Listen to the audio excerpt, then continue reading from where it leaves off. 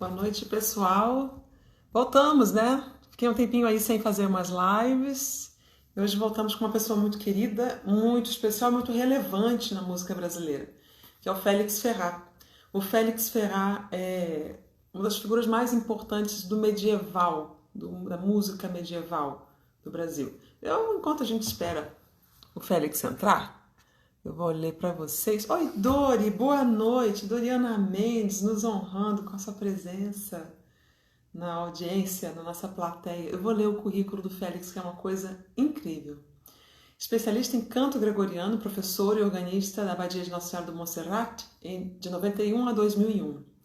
Desde 93, produtor de música sacra da Rádio MEC FM do Rio de Janeiro. Conquistou 3 vezes o prêmio de melhor diretor musical em dublagens cinematográficas. Eu conheci o Félix como direção de dublagem, como diretor de dublagens da Disney, os filmes que você vê da Disney, os desenhos da Disney. Membro honorário da Academia Nacional de Música. Fez cursos de organeto com Guilherme Pérez, na França, na Espanha, e Catalina Vicens. Prática de viola de roda com Efraim Lopes, em Valência, Espanha. Estágio de canto litúrgico medieval com Marcel Pérez, em Moissac, França. E de canto visigótico com Juan Carlos Asensio Palacios, em Espanha também. Ah lá, o Félix entrou. Eu vou continuar lendo seu currículo, hein?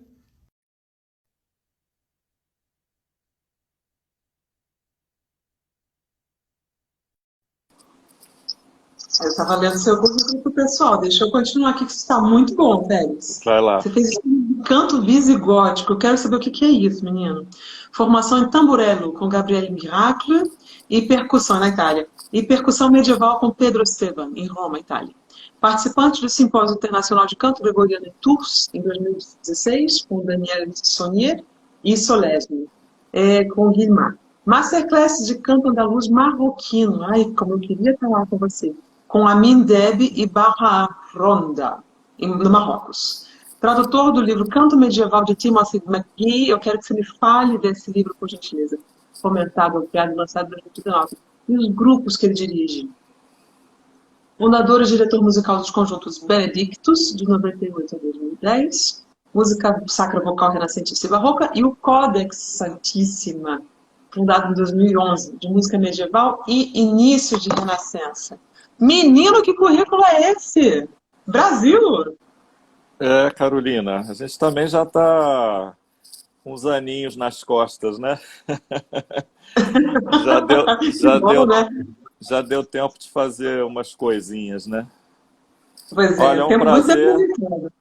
é um grande prazer estar aqui com você. A gente já tentou de outra vez, né? Acabou não funcionando, mas Pois é. a gente perseverou e então estamos aqui hoje para essa convivência agradável e, se Deus quiser, frutuosa para todos. Que assim seja. Olha, Félix, eu vim retomar o contato com você através do André, meu aluno, né, e vocalista, né, cantor do Codex, que eu fiquei completamente encantada. Mas E olha, primeira coisa que eu pensei, mais gente precisa conhecer esse trabalho. você Que falou que me incrível. conheceu na dublagem, mas você cantou no Benedictus comigo. Acho que uma vez, pelo menos. Não é Acho- possível. Lá quando era na época de faculdade, talvez, fez alguma Não participação sei, eu com não tenho coro. certeza absoluta, mas me parece que você participou de um concerto do Benedictus. Na época que tinha uma época, eu não tenho certeza agora, mas aí por 2007, 2007, 2008, não se lembra? Menino de Deus. Ou então Como é posso que eu estar tô enganado lembrando assim? também. Porque eu tenho certeza que você cantou aquela música do queijo lá naquele filminho da Disney. Aí sim, eu cantei a vaquinha. Gente, é muito engraçado. Gente adulta hoje em dia assistiu aquilo, né? Porque isso já faz um tempinho, né? E que Faz você uns fazia a 12 vaquinha. anos, uns 12 ou 13 anos que você gravou isso. Pois Ou é. mais, Então não o sei. pessoalzinho que tá com 20 agora, que tinha 8, 7, que hoje está estudando canto. É, Olha aqui, vou só assinalar quem está na sala, que é gente muito querida, né? Olha, Rita Cabuza, Silvinha Neves, eita, Dori Mendes, Ana Maria, meio soprano, Mary Oliveira, muito obrigada, gente. Oi, Rita, organista queridíssima, né? Queridíssimas as duas com a gente lá no Codex, né? Sim, Duas mas muito grandes, bem. grandes musicistas e companheiras, acima de tudo, amigas. Sim, sim. Félix, vamos falar um pouquinho da música medieval no Brasil. Onde é que está a expressão da música medieval no Brasil? Nas Bem, igrejas. Onde é que são os centros? Ah, eu quero aprender mais sobre medieval. Eu vou aqui. Primeiro eu vou ao Félix. O que é mais? bom, eu diria que, assim, academicamente estamos beirando ao zero, né? Na área de música, eu até tenho tido contato com algumas pessoas dos centros de música de outras regiões, né?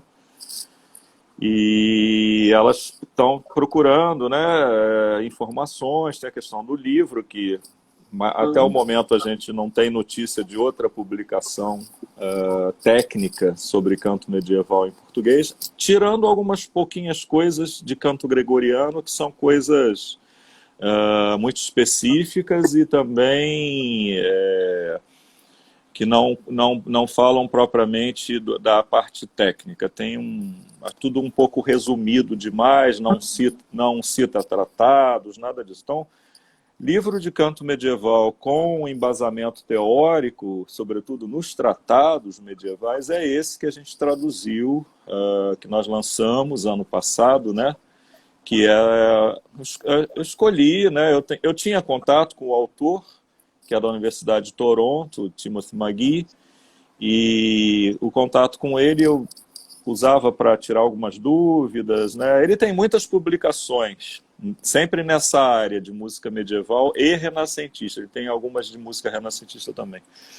E eu percebi que esse livro em especial ele seria muito útil para nós do Codex, porque nós temos a parte do canto, né? O Codex é um conjunto de música medieval instrumental e vocal. Então, como eu disse, a Doriana Mendes, que está nos acompanhando aí, é um privilégio. Mais uma vez, Doriana. E a Rita, por exemplo, toca os teclados medievais. E a Doriana e o André, que você já mencionou, e tem também a Carla Marinho, que eu não sei se já entrou, mas ela ia entrar, eles fazem a parte vocal, e eu vi nesse livro uma forma de trazer um material, né, que a gente pudesse estar sempre estudando para se embasar, principalmente saber o que diziam os autores medievais sobre esse repertório que a gente está pretendendo fazer de uma forma informada, né? Responsável, né? Mas informada. Acho que essa é a Informada. palavra, né? Fazer o trabalho de forma informada. A gente Isso. no Brasil tem uma tendência ao generalismo, o que é muito natural, afinal de contas, somos um país de tamanho continental, nem tudo chega aqui, a gente acaba tendo que se virar. Contudo, a gente acho que pode já começar a caminhar para um canto mais responsável, uma música mais responsável e informada, né? Exatamente. Mas então, voltando à sua pergunta inicial, nesses contatos eu tenho tido notícias de alguns centros, alguns grupos, né, nas universidades, alguns no Nordeste, alguns querendo, já fazendo algum trabalho, alguns querendo iniciar. Temos, obviamente, que não podemos deixar de citar o Conjunto de Música Antiga da UF, que é Sim. antigo, né? Se não me engano, não vou chutar, mas fez algumas décadas de fundado, Uhum. né? E que tem um trabalho importantíssimo. Agora, eles fazem música medieval, sem dúvida, e também precisamos citar o A Tempo, que é o grupo do Pedro Novaes, que é membro do Codex, mas que fundou e trabalha com música medieval no A Tempo, inclusive com CDs lançados, né? Se não me engano, desde 97 ou 8, de modo que já está aí há uns 20 e poucos anos também. Agora, estudo de música medieval, como você pode fazer na Europa de maneira sistemática, com com como é que se chama? Um currículo programático e professores especializados, isso aí a gente ainda tá em falta, né? E como a música medieval ela é muito dependente do conhecimento do canto gregoriano, porque basicamente a música ocidental é o canto gregoriano. Isso sempre se fala, né? Até nos livros e tal, dos conservatórios, sempre se fala em gregoriano como a base, o fundamento da música ocidental, mas as pessoas nem sempre têm a ideia clara do que isso quer dizer, né? Do modalismo propriamente ocidental, que tem uma influência grande oriental, que depois se perde um pouco, né? E cada vez mais, por causa principalmente da influência da polifonia, que é uma característica ocidental, né? Característica ocidental no sentido medieval, né? É claro que a polifonia pode ser encontrada hoje em dia em todo mundo, mas assim, se você vai à música tradicional oriental, por exemplo, persa ou dos ramos árabes, você vai ver que mesmo quando você tem uma orquestra com um monte de instrumentos e voz, a maioria do tempo eles estão cantando em uníssono ou em oitavas. Eles acham que isso é que é. Eles têm essa noção de que a melodia prevalece, é mais bonita, né? É mais estética do que a harmonia. O Ocidente é que, do século XIII em diante, principalmente, a polifonia já existia. Provavelmente desde sempre houve alguma polifonia no Ocidente, porque os gregos tinham. Você tem uns indícios de que no final da Antiguidade havia alguma coisa já em Roma. E você tem certeza que havia polifonia a partir do século IX, porque você tem já tratados de polifonia no século IX. Que são principalmente os dois tratados em Quíriades, que são comprovadamente do século IX, alguns defendendo que eles são até do início do século IX, aí do 815, 830, então é bem alta a Idade Média, né? E é um tratado de órgão. Ele é um tratado, são dois tratados, na verdade, é o Música em Quíriades, Escólica em Quíriades. Os dois tratados apresentam, muita gente fala assim, a pauta surgiu com o Guido d'Arezzo. É o que tem no livro, né? Sobretudo das escolas não de música, livros assim de aprendizado geral, né? Guido d'Arezzo que inventou a pauta. A pauta existe, no mínimo, desde o século IX. E nesses tratados que eu citei, os Enquiriades, existe até uma notação diastêmica. Você lê as notas como nós lemos hoje. Elas só são diferentes. Mas você já tem como anotar música e música polifônica no século IX. Os tratados Enquiriades foram escritos para ensinar isso. E a técnica de composição do órgão primitivo, entre aspas, para eles não tinha nada de primitivo, mas esse órgão que a gente chama de órgão em Quíriades, que não é paralelo, como também se ensina, né? O órgão primitivo eram quintas paralelas. Não é bem isso, não. Já tinha segunda, já tinha terça, já tinha quarta, já tinha quinta, já tinha oitava. Tudo bastante diferente do que a gente costuma ouvir por aí.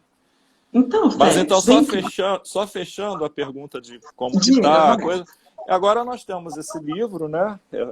Essa tradução do livro do Magui, está disponível, é um livro que a gente deu o título original, é The Sound of Medieval Song, o som da canção medieval. A gente deu em português o título Estilo Vocal e Ornamentação do Canto Medieval.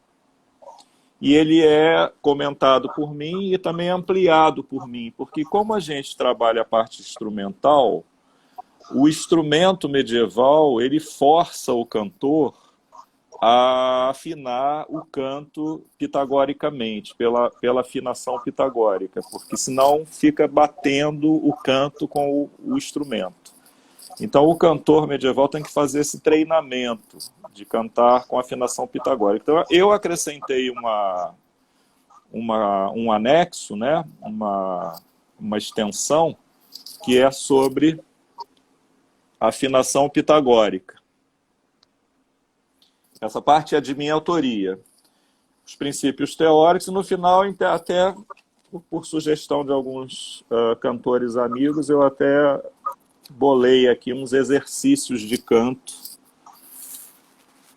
para a pessoa treinar essa parte da afinação pitagórica, porque não é fácil.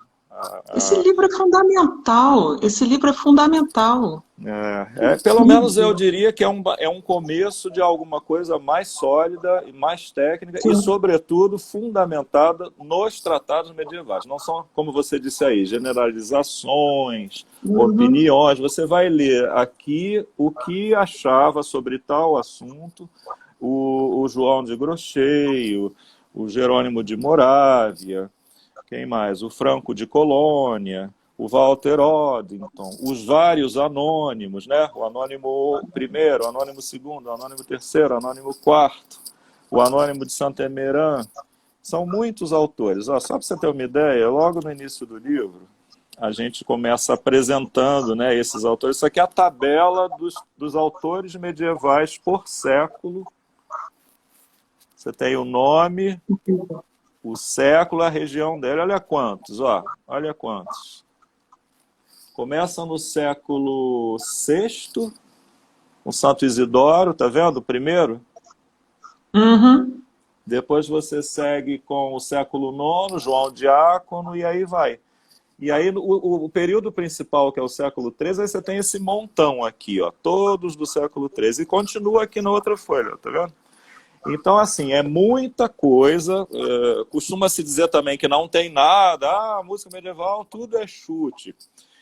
É claro que existem questões que dependem muito de interpretação, de reconstituição e, eu diria, até de imaginação. A gente que faz música medieval na prática, a gente, sem dúvida, precisa usar também de imaginação, né? Uhum. Mas, se você for pensar bem, isso se aplica até quase que a música do século XX, porque você pega uma gravação, sei lá, do próprio, não me ocorre ninguém agora, mas, por exemplo, o Olivier Messiaen, que é um compositor francês, se não me engano, morreu na década de 50.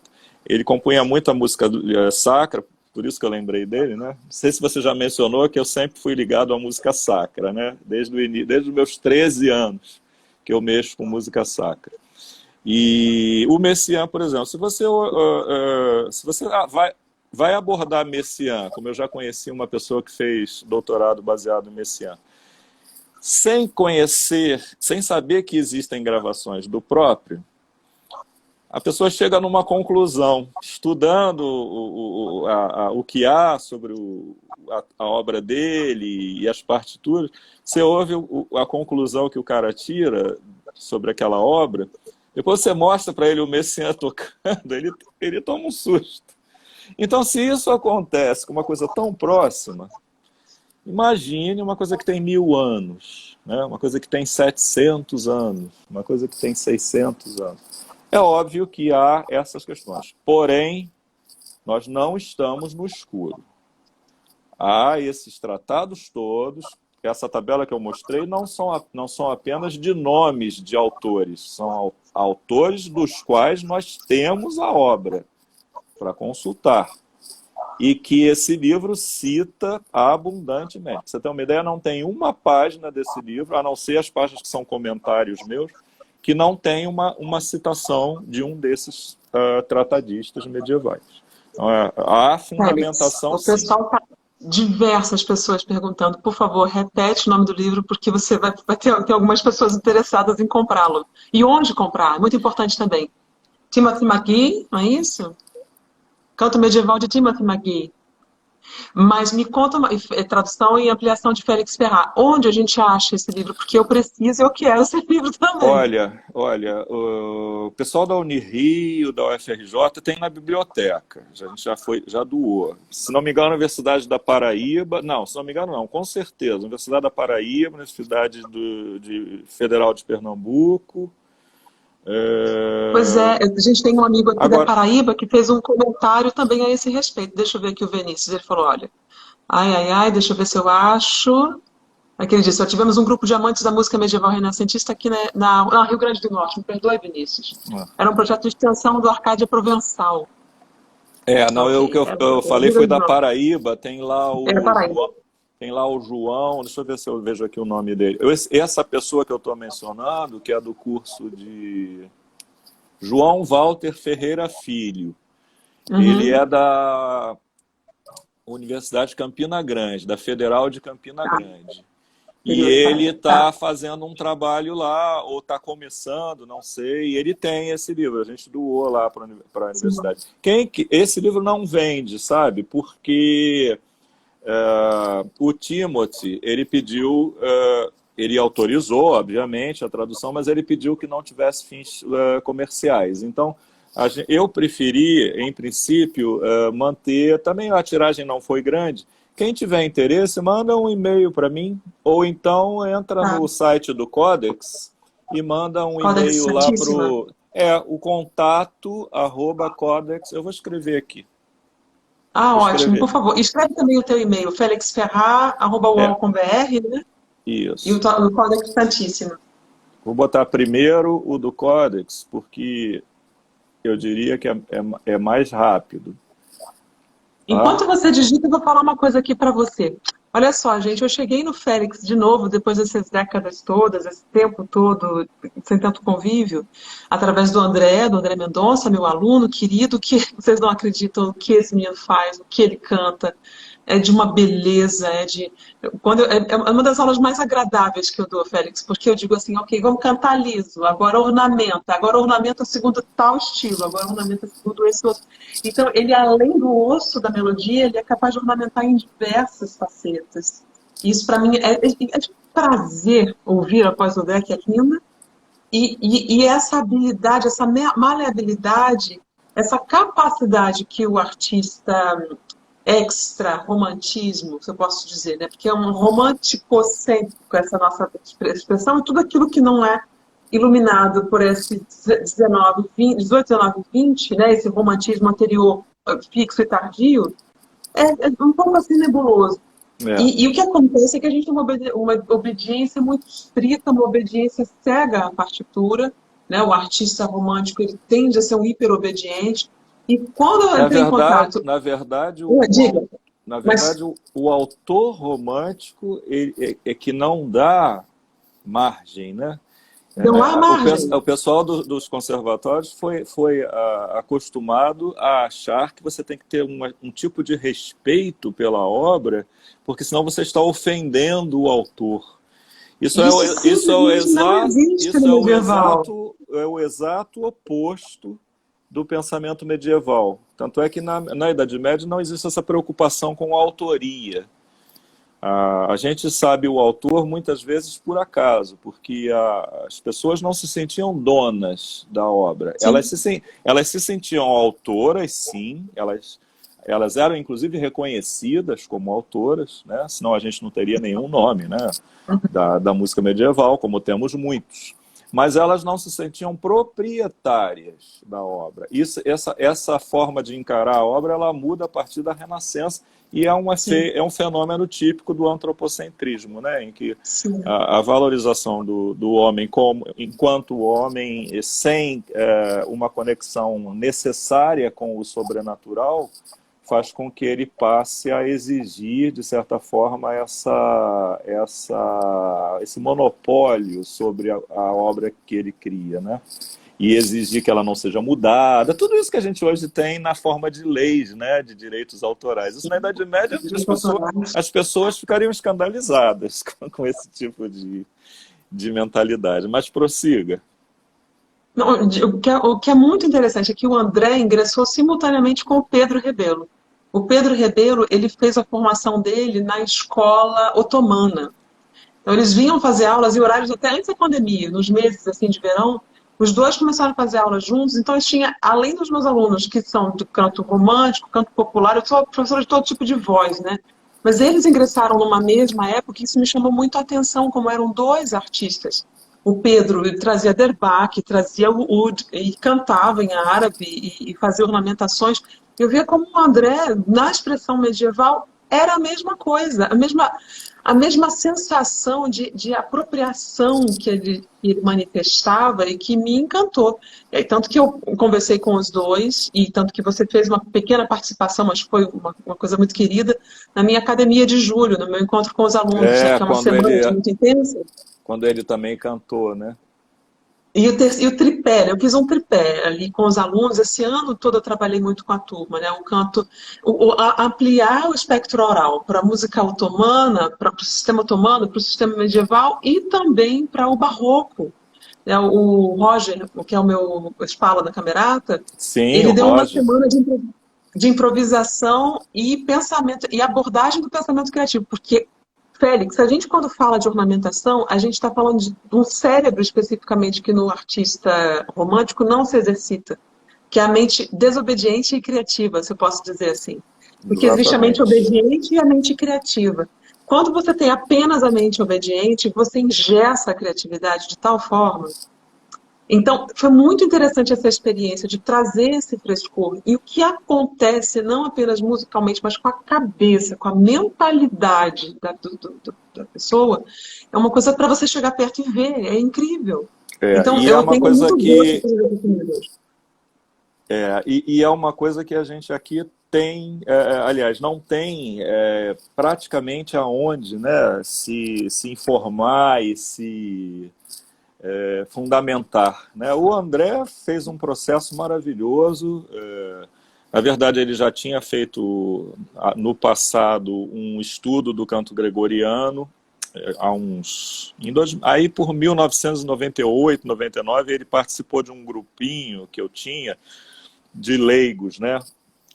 Que a gente estudava o repertório gregoriano e apresentava nas missas do domingo lá no Outeiro da Glória. Quer dizer, eles apresentavam, eu só ensaiava e ensinava, mas eles se apresentavam lá. E depois, quando a gente fundou o Codex, a gente começou a ver esse repertório mais de polifonia e também do canto gregoriano, interpretado com a parte da ornamentação, porque na tradição solesmense, você leu aí no meu currículo que eu participei de algumas coisas em Solesme. Então, Solesme é o Centro Mundial de Canto Gregoriano Monástico. O que quer dizer isso? É o centro que, de certa maneira, orienta a execução do gregoriano nas comunidades religiosas, sejam elas beneditinas, cistercienses e etc. Né? Só que esse canto gregoriano de Solesme, ele é resultado de uma reforma que começou no final do século XIX, progrediu no início do século XX e, de certa maneira, continua até hoje. Até hoje estão sendo lançadas revisões, novas edições do repertório e tal. Mas, no final do século XIX, foi necessário fazer certas escolhas diante da degradação que o canto gregoriano tinha sofrido do século XV em diante, sobretudo devido à polifonia renascentista, em que o gregoriano passou a ser geralmente um tenor muito amarrado, muito a serviço da polifonia e não o contrário, né? E isso afetou a execução da monodia, mesmo nas comunidades religiosas. Então, a coisa estava muito, muito, muito deturpada. E vinha-se desde a Renascença tentando fazer uma reforma do gregoriano. Aliás, foi um pedido do Concílio de Trento que o Palestrina, inclusive, fizesse. O Palestrina foi um dos que ajudou a estragar, porque ele tinha aquela mentalidade já renascentista, né? E ele ajudou colocando sensíveis em tudo quanto é lugar. Enfim, isso é outro assunto. Mas, na verdade, então a coisa só piorou. Então, quando os monges de Solesme, no final do século XIX, conscientes de que era necessário fazer uma reforma, de fato, eles foram aos manuscritos. Mas eles foram os primeiros a pegar aquele monte de manuscritos dos mosteiros em que o gregoriano surgiu, na verdade, né? É importante dizer também que o gregoriano não surgiu no tempo de São Gregório. São Gregório é do século VI e o gregoriano é do VIII.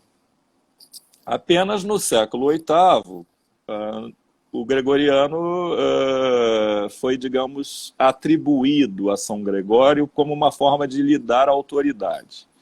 E também porque havia um outro Papa Gregório no século VIII. Então, estamos dando o nome de gregoriano em homenagem ao grande São Gregório do século VI, mas a gente não tem certeza, mas tem um Gregório agora também. De qualquer maneira, tem um Gregório na história, fica então gregoriano. Mas, na verdade... Garoto propaganda, né? Foi um garoto propaganda. Pegaram carona. A Idade Média tem muito essa questão da auctoritas também, né? A autoria é auctoritas, é uma coisa que referenda, que legitima. Então, São Gregório é uma auctoritas. Então, se você diz que o canto é gregoriano, você está também dizendo que esse é um canto que vale, que é, digamos, o oficial. Mas de fato, ele é fruto de uma amálgama ocorrida na França, não em Roma, quando Carlos Magno se associou ao Papa, né, para proteger o Papa e, ao mesmo tempo, ganhar, ganhar as facilidades que a associação com o papado lhe dava, né, ele faz uma série de reformas administrativas, políticas, etc., e ele também decide que o canto no Império Franco terá que ser o canto de Roma. Então ele importa o canto, na verdade antes dele, né, o pai dele, Pipino Breve, já que quem começou esse processo. Ele só continuou. Então eles importaram para a Gália, para o Império Franco, o canto de Roma, só que isso foi importado como? Vieram professores de Roma para ensinar os francos a cantarem. Só que os francos já tinham o canto deles. Já existia um canto galicano, que na verdade remonta ao início do cristianismo na França, que é século II, III, vai. Certo? E aí os cantores galicanos, francos, eles mas isso aqui... gostei muito. Nós temos um outro canto aqui que é mais bonito. Então, houve uma imposição do canto romano, mas os cantores francos... Houve, na verdade, dois problemas. O primeiro é esse, que eu já citei. Os cantores francos, eles não queriam se perder completamente a tradição deles, está claro? E o segundo problema é muito interessante porque ele é narrado por alguns testemunhos da época, como comum que eu citei quando vi a tabela aqui para você, o João Diácono, ele fala assim, não sei se eu acho aqui, se eu achasse seria legal, porque é bem engraçado. O que o João Diácono acha dos cantores francos? Olha, Félix, enquanto você procura aí o trecho, vou falar uma coisa. É rápido, sabe por que é rápido? Eles têm um índice de todos os autores medievais com as páginas em que estão as citações. Isso é outra coisa que é uma preciosidade do... Vou te falar que assim, eu estou fazendo a coordenação do canto, estou fazendo a coordenação de parte de canto do Centro de Música Barroca de Versailles, que vai dar um curso online agora em breve, né? Eu vi o anúncio. Pois é. E é muito legal, porque quando você vai aos registros da ópera francesa, é uma guerra eterna, querendo massacrar os cantores italianos que vinham, e os franceses estavam sempre assim. É muito engraçado que você está falando uma coisa antiga. Tem o clássico problema do haute contre, que é o contratenor que grita, né? Os italianos falam, que voz horrorosa, isso é uma voz horrorosa, parece que está matando ele. E os franceses falaram o contrário, vocês com esse falsetinho efeminado... Eles não se entendem por nada. É muito engraçado, porque você vai nos registros da ópera igualzinho, no nível medieval e depois... 500 anos depois, 1000 anos depois, os caras continuaram brigando. É verdade. Deixa eu ler aqui o que o João Diácono achava dos francos cantando canto romano. Isso é ótimo. Século IX, tá? João Diácono. Pois as pessoas do povo alpino, porque assim, para quem está na Itália, todo mundo que está depois dos Alpes é povo alpino, tá? Tá. seja alemão, seja francês, seja o que for, é tudo povo alpino. Você tem que subir os Alpes para chegar lá, né? Então é alpino.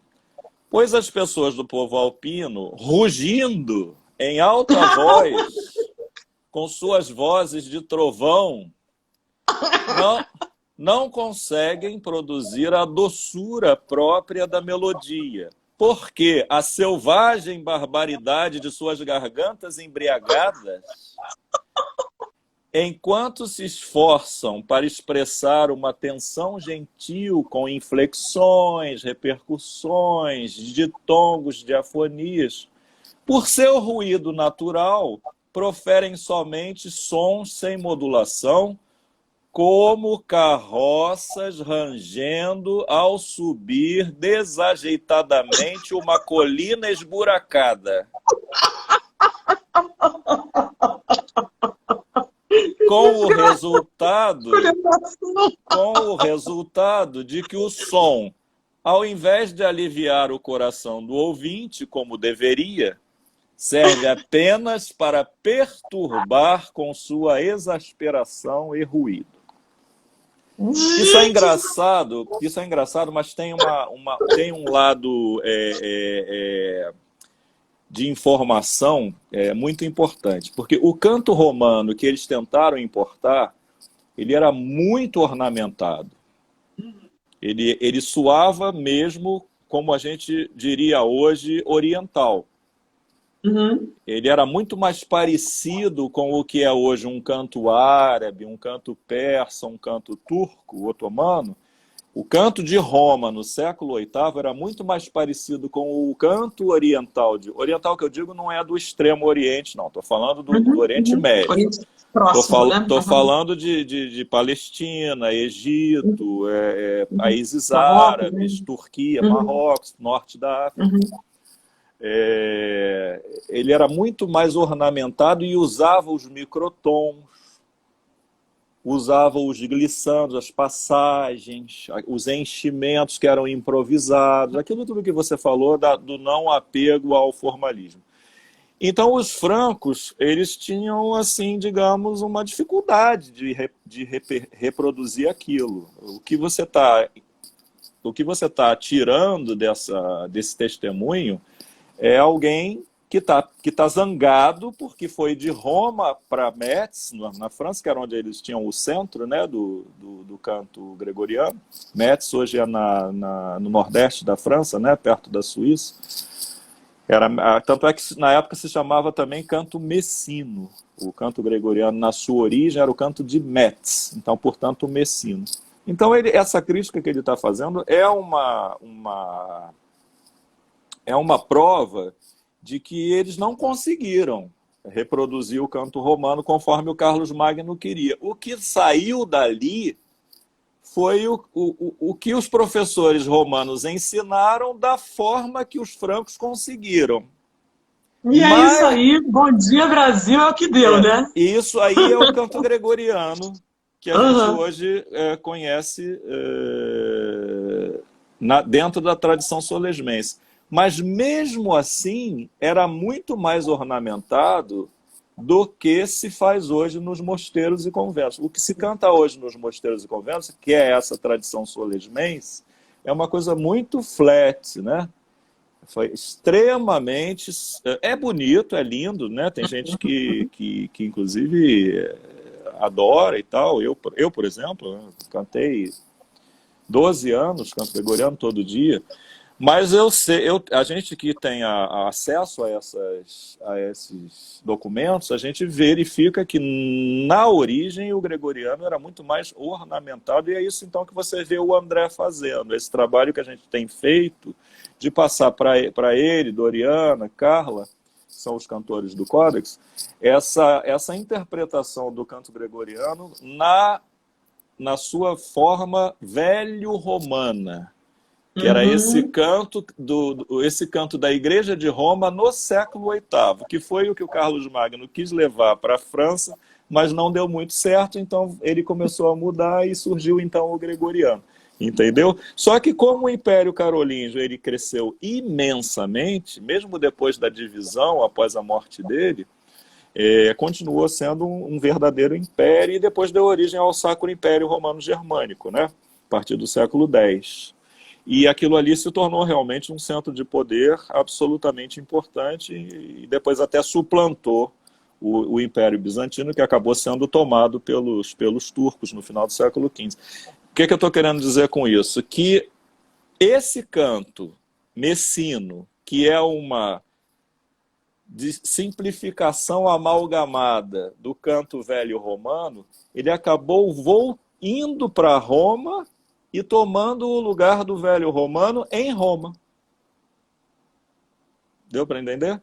Devido à influência política do Império Carolíngio e Otoniano e depois do Sacro Império Romano, esse canto que veio de Roma não conseguiu se impor, mas acabou sendo espalhado por todo o Ocidente como canto oficial. Num dado momento, que é mais ou menos o século XII, ele volta para Roma e o próprio papado o assume como canto oficial também de Roma. Olha que coisa. De modo que o canto velho romano, que é o canto originalmente, que seria o gregoriano que se queria ter no Ocidente, você perdeu. Então você tem alguns poucos manuscritos guardados em Roma, no Vaticano principalmente, desse canto velho romano. E quando você compara esse canto velho romano com o que ele se transformou em Metz, e é cantado até hoje nos livros de Gregoriano, você vê a simplificação extrema que foi feita. Os ornamentos foram todos tirados. Foi tudo simplificado, entendeu?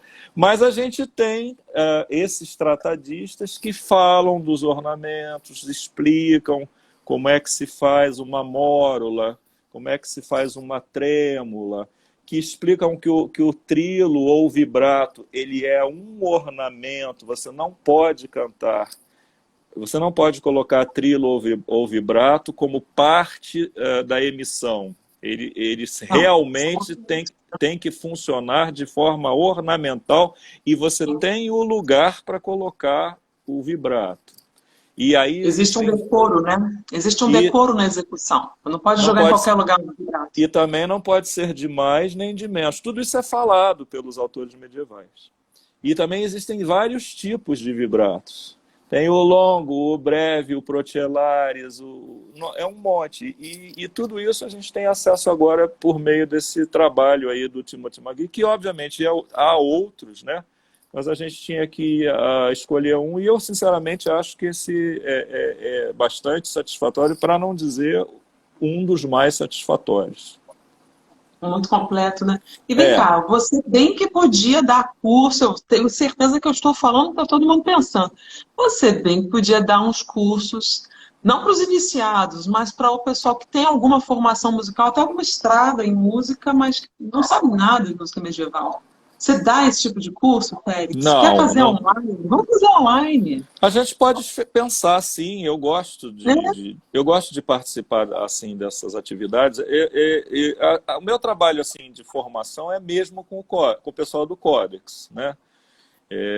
Você está vendo aí o resultado com o André, né? Ele também partiu do zero, né? E atualmente ele já tem condições de executar coisas bastante complexas, né? Como você acho que já tem visto. Agora, para combinar, assim, a gente teria que combinar, né? Eu estou numa fase bem difícil, né? Com problemas familiares de minha mãezinha internada e tal. Mas assim, eu espero, quem sabe, para daqui mais uns 2 ou 3 meses estar com a vida assim um pouquinho mais apaziguada. E aí a gente torna a falar nisso, tá bom? Por hora, o que eu posso oferecer assim de mais concreto é que vocês escrevam aí para os e-mails que eu passei e adquiram o livro. Porque eu acho as pessoas têm dado um feedback legal do livro. Ele não é um livro fácil, é um livro técnico. Uhum. Mas É por isso que você tem que dar um curso para o pessoal entender como é que manuseia. Eu acho que você pode dar um curso do livro. é que, Você por sabe outro que na minha lado, academia de janeiro, a minha academia de janeiro é um mosaico de cursos. Podia tirar uma semana para você, pessoal, com o livro na mão, você percorrer o livro, e dar pode noções de ser, sensibilização. Sensibilização, a palavra é essa, né? Não é pode ser, aprofundamento. pode ser. Porque, assim, por outro lado, como eu já citei, eu comentei o livro. Então, as partes Uhum. mais obscuras, elas são todas comentadas por notas de rodapé, que às vezes ocupam a página inteira. São notas de Sim. rodapé que às vezes ocupam páginas, mas assim, de modo que tem essa ajuda dos comentários e a gente procurou usar uma linguagem que, embora não possa fugir de certos termos que são apresentados e depois a gente vai tentando facilitar, entendeu? Agora, tem coisas que por natureza não são fáceis, não adianta, né? Outro dia, aí essa semana eu ouvi uma pessoa escrevendo assim, o curso na faculdade é muito difícil, isso não está certo, entendeu?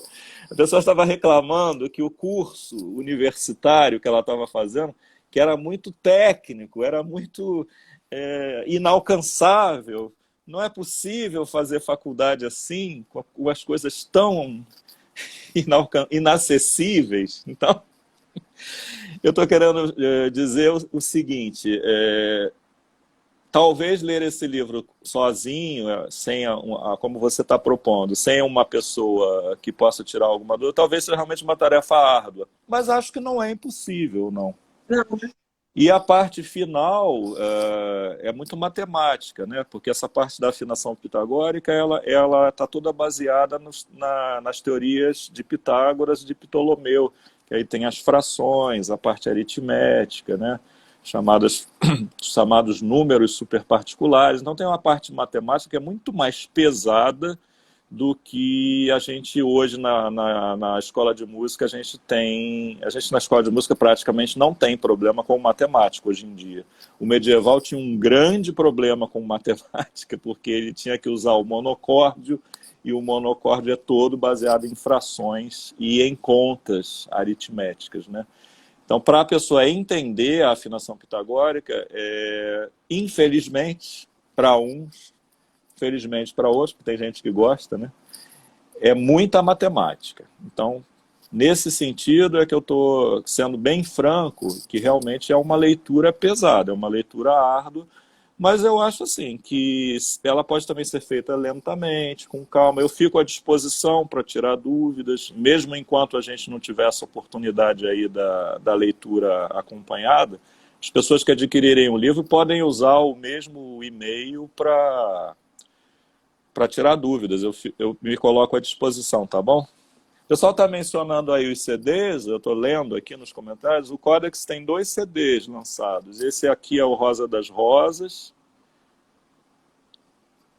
Você dá licença, né, Carolina? claro. Esse está esgotado fisicamente. Esse aqui é meu. Mas Mas ele, tem tipo Spotify para a gente mas ouvir? Tá no Spotify, tá nessas ele coisas? vende, não sei se no Spotify, mas ele vende no iTunes, ele vende no Google e em outras lojas aí dessas comuns mas só que é digital, você tem que comprar o MP3, Sim, o sim. físico está esgotado. Agora o segundo, que é esse aqui, que é o Salus Infirmorum, esse a gente ainda tem físico e a gente pode enviar pelo correio, quem tiver interesse, tá bom? Tem todos esses repertórios aqui. Bom, acho que não dá para ver, Ah, né? gente, não dá para ver. Fala aí É. pra gente, Mas vai. você Fala um tem bocadinho pra nós. Codex London, que é um manuscrito do século XIV, só de música instrumental. Codex Rossi, que é de baladas italianas. Marcabru, que é um trovador do século XII. Afonso X, que é um rei, né? Um rei de Castela que era trovador da Virgem, o autor presumido, né? Mas hoje em dia há uma concordância de que ele é autor de pelo menos uma parte dessas obras, né? Há quem diga até que ele é autor Meu celular está com a bateria fraca. Mas mas acho que dá para terminar, tá com 15. Dá sim, a gente está nos últimos minutos. Esse Perfeito. Afonso X, quem nunca ouviu falar, ele é o autor das Cantigas de Santa Maria. São 400 e poucas cantigas. O Codex sempre faz. Todo o repertório nosso, a gente faz pelo menos uma ou duas cantigas. Aqui nesse CD tem três cantigas de Santa Maria. Codex Calistinos, que é do século XII, é o Codex lá do Santiago de Compostela, aquele santuário famoso lá na Galícia, que tem o célebre caminho de Santiago, né, de Compostela. Tem um códex só da música própria das celebrações desse santuário lá da Galícia. E o Codex Las Huelgas, que é um mosteiro de nobres espanholas, que tinha um monte de privilégios. A abadesa era quase uma bispa. Ela tinha poderes, sabe? Muito legal. E aí, mesmo elas sendo proibidas de cantar polifonia, em Las Vegas elas não queriam nem saber e cantavam. Essas são coisas da Idade Média que a gente, às vezes, é legal a gente saber, né? Elas não só cantavam, sendo proibidas, como compunham. Então você tem esse Codex Las Huelgas, que é dessas freiras do século XIII, XIV, que é uma maravilha também. A gente vive fazendo também. Tá bom? É tão curioso porque é um misturadão, o profano e o sagrado, o espaço religioso, o espaço é muito misturado, é muito mais misturado do que a gente imagina, né? Do que a gente concebe. Na Idade Média é quase imperceptível, né? Ele só é realmente separado na questão litúrgica, porque para você executar a música na liturgia, aí havia realmente restrições. Mas Sim, da porta da igreja para fora, você tem todo um repertório que continua sendo religioso, ou não, mas que é fundamentalmente a mesma estética. Muito sim. embora as formas, estilos e etc. sejam bastante variados. É importante sempre falar que são músicas medievais no plural, né? Desde esse órgão primitivo do século IX até os grandes motetos da Escola de Notre-Dame de Paris, do século XIII, há uma variedade imensa de estilos e formas. Aí você tem os motetos, os descantos, você tem os conducti, você tem outras formas de órgão, assim, o órgão duplo, o órgão melismático. E aí depois tem a música dos trovadores, que aí já é monodia acompanhada, né? Geralmente o trovador também tocava algum instrumento de corda, uma cítula, um alaúde, né? Então e o canto gregoriano, que é monodia coral. Então é uma quantidade gigantesca de formas. É muito mais variado do que os outros períodos. Sim. E não podia ser diferente, porque nós estamos falando de 1000 anos. É que as pessoas, infelizmente, são meio bombardeadas com essa ideia de que a Idade Média é trevas, né? Apesar disso já ter sido devidamente refutado por vários medievalistas de peso, como Legoff, como a Marie, como a Pernoud, Regine Pernoud, que botou isso tudo por terra, né? E outros, né? Mas a gente continua com essa ideia de que Idade Média é obscurantismo, é trevas e tal. E o próprio nome Idade Média já é pejorativo, né? Porque ela está entre dois cumes. Entre o cume da Antiguidade e o cume da Renascença, você tem a média, né? Sim. E a gente, quando começa a ter acesso a essas fontes, como a gente tem no livro aqui do Magui, você começa a vislumbrar um horizonte muito diferente, muito... Questão da mulher, por exemplo. Hoje nós temos um grupo no Facebook chamado Codex e Sua Música, onde a gente posta coisas nossas e coisas de outros grupos similares aos nossos, né? Por isso que chama Codex e Sua Música. Quem tiver interesse pode pedir para participar lá, que a gente autoriza lá. Aí hoje eu postei lá uma gravura que eu achei num manuscrito do século XIV, XIV ou XV, não me lembro, que é uma band girl, uma band girl medieval, só mulheres tocando, vestidas, né, com roupas medievais, tocando instrumentos. Então, é uma coisa que você fala assim, na Idade Média tinha uma banda, uma mini orquestra só de mulheres, tanto tinha que está lá a Iluminura. Se alguém fez esse desenho é porque era uma coisa que ele testemunhou, correto? Estou dando um exemplo, tá, de um tema, que é o tema da mulher ao longo da história, e da mulher musicista, né? Aí você pode falar também de Santa Hildegard de Bingen, que é uma abadesa compositora do século II. Você pode falar de Cássia, que é uma compositora bizantina do século IX. Você pode falar, nossa, de tanta gente. Tem as doutoras, né, como a Errada, como a Gertrudes. Muita coisa que a gente não tem acesso e, pelo contrário, fica com uma ideia de que não tinha, de que era, mas era muito pouco. Não, não era tão pouco, não.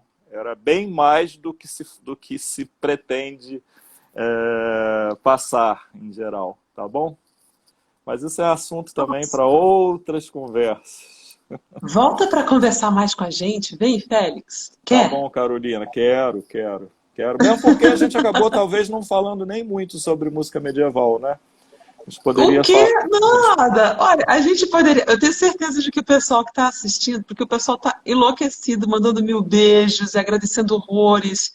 Teve uma menina que disse: é o melhor álbum que eu já assisti. Que realmente, que imersão, que coisa deliciosa. Nossa, que bom, eu não cheguei a ver, assim, mas agradeço muito aí na parte que me toca. Eu acho que muito carinho. a grande responsável é você, Carolina, pela sua iniciativa, pela sua lucidez, né?